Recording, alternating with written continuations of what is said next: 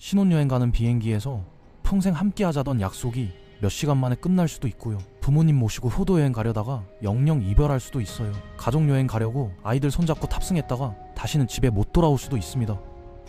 2005년 8월 베네수엘라의 한 항공사 비행기가 카리브해로 추락하면서 탑승객 160명 전원이 사망했습니다. 2009년에는 아프리카의 한 항공사가 정비 불량 상태의 비행기로 이륙했다가 활주로 끝에서 폭발하면서 103명이 목숨을 잃었어요. 지금 이 순간에도 유럽연합, EU가 자국 하늘에 절대 들어오지 말라고 칼같이 차단한 항공사가 128곳이나 되거든요. 심지어 이미 팔린 티켓도 전부 취소시키고 운항 자체를 원천 봉쇄당한 곳들이죠. 그럼 대체 이 항공사들이 뭘 어떻게 했길래 EU가 이렇게까지 강경하게 나서는지 그 충격적인 이야기를 한번 풀어보겠습니다. 일단 EU의 이 블랙리스트 이름부터 좀 웃긴데요. 위험한 항공사 목록인데 이름이 항공안전 리스트입니다. 아마 노플라이 리스트라는 이름은 이미 다른 데서 쓰고 있어서 그런가 봐요. 어쨌든 이 리스트에 이름이 올라가면 끝입니다. EU 회원국으로 가는 것도 안 되고 EU에서 출발하는 것도 안 되고 심지어 EU 상공을 지나가는 것조차 금지되거든요. 이미 예약받고 돈 받은 항공편도 전부 취소해야 하고 리스트에서 빠지기 전까지는 절대 운항할 수 없죠.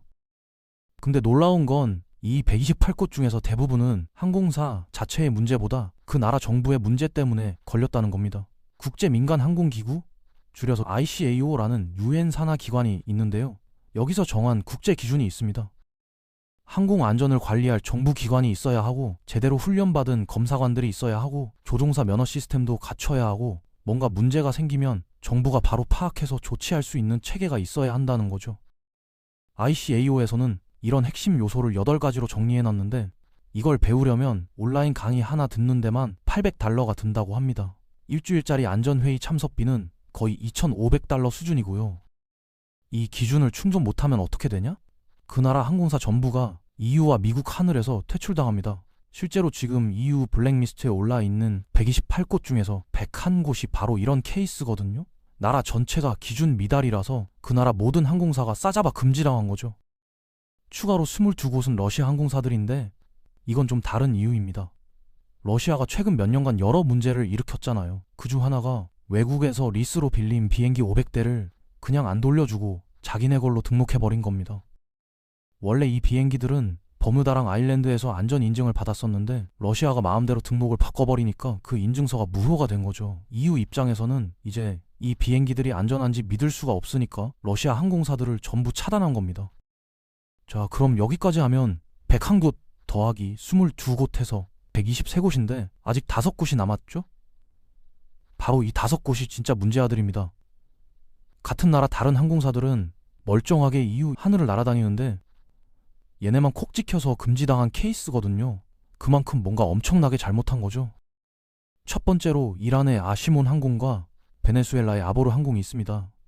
EU 항공안전청에서 구체적으로 뭐가 문제인지는 명확히 밝히지 않았는데 막연하게 안전 우려라고만 했어요. 근데 아보르 항공은 2017년에 금지당했는데 그 직전에 에콰도르에서 비상 착륙한 사건이 있었습니다. 승객들이 연기 냄새를 맡았고 불까지 봤다고 증언했거든요. 재밌는 건 베네수엘라 항공사가 유럽으로 운항하는 노선이 얼마나 됐을까 싶은데 사실 그건 중요하지 않습니다. 이유는 자기네 영공을 실제로 날든 안 날든 상관없이 위험하다 싶으면 리스트에 올리거든요. 유럽의 오랜 전통인 남의 일에 참견하는 습관이 여기서도 발휘되는 거죠. 다음은 캄보디아의 블루윙 항공입니다. 얘네는 한번 리스트에 올랐다가 2007년에 빠졌는데 2010년에 다시 들어갔어요. 25개월 동안 소형 비행기 3대가 악천후에 추락했거든요. 위키백과 페이지 가보면 섹션이 딱 5개인데 하나는 참고 문헌이고 나머지 4개 중 2개가 사고 관련 내용입니다. 짐바브웨 항공은 2022년에 금지당했습니다. 엔진 고장이랑 오작동 때문에 비행기 여러 대를 운항 중단시켰고 그해 4월 기준으로 빚이 $3억 넘게 쌓여 있었거든요. 원래 짐바브웨에서 런던 게트윅 공항까지 노선이 있었는데 이걸 엄청 되찾고 싶어 합니다. 그래서 빚도 갚고 새 비행기도 들여오면서 EU를 설득하려고 노력 중이에요. 근데 짐바브웨 정부는 딱히 적극적으로 나서지 않더라고요. 실제로 짐바브웨 정부 관계자들한테서 공식 반응이 거의 없었습니다. 심지어 현지 언론에서는 무가베 대통령이 타기에도 안전한 건가? 라고 비꼬는 기사까지 나왔거든요. 영국 정부는 자국 공무원들한테 짐바브웨 항공 타지 말라고 지침까지 내렸고요. 마지막으로 이라크 항공이 있는데 2015년부터 금지당했습니다. 구체적인 이유는 역시 명확히 안 나왔지만 새 비행기 31대를 들여오면서 금지 해제를 노리고 있어요. 아마 낡은 기체가 문제였던 것 같기도 한데 얘네 악명은 비행기 나이 때문만은 아닙니다.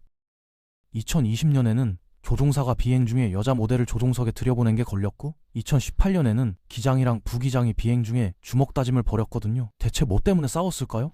놀랍게도 부기장 전용 메뉴 때문이었습니다.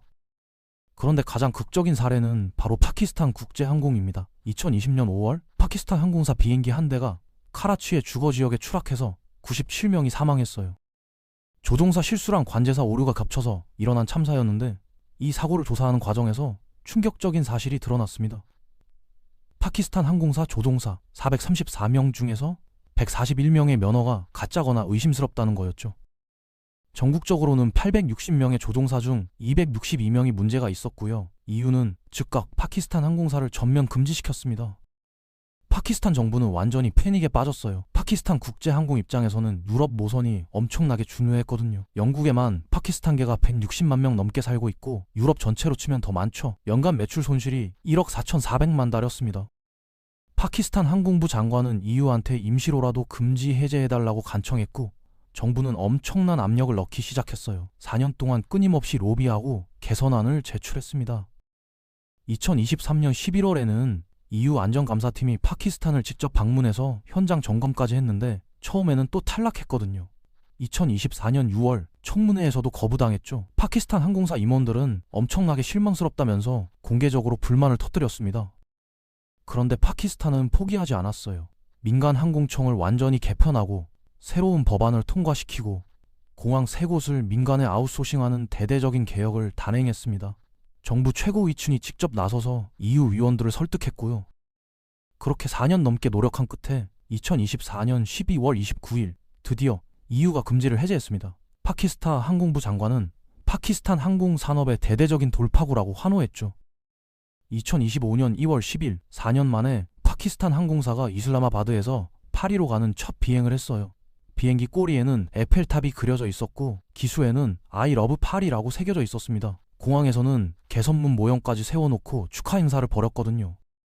반면에 탄자니아는 완전히 다른 길을 갔습니다. 2024년 12월 EU가 탄자니아 항공사를 블랙리스트에 올렸는데 탄자니아 정부는 공식 반응조차 제대로 내놓지 않았어요. 언론에서는 정부 관계자들이 뭐라고 말할지 기다렸지만 별다른 입장 표명이 없었습니다.